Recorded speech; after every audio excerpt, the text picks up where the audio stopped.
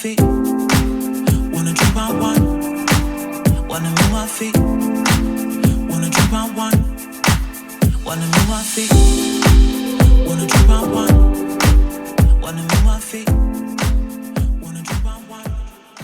Bentornati di nuovo da Rimini con Claudia Bindi e i suoi massaggi e rituali dal mondo. So che per questa quarta puntata ci hai lasciato un po' per la fine qualcosa di speciale, quindi ci vuoi un po' parlare del trattamento che vedremo oggi in questo video? Oggi faremo uno scrub corpo con granuli di spezie e impacco caldo.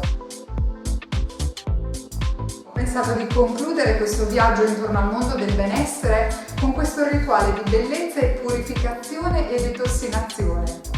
L'esfoliazione con i granuli di spezie ed olio caldo come rosa damascena, zenzero, anice stellato, cannella, applicato direttamente su tutto il corpo rende la pelle come velluto.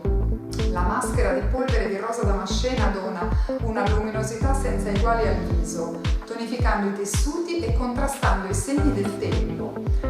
Mentre l'impacco caldo finale con fango crema di ananas e caffè verde drena, tonifica e detossina.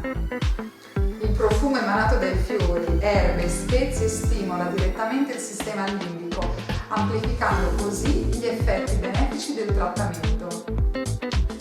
Benissimo, andiamoci a vedere quindi il video di questo rituale corpo che potete tra l'altro abbinare al vostro massaggio preferito. Da Rimini, ciao!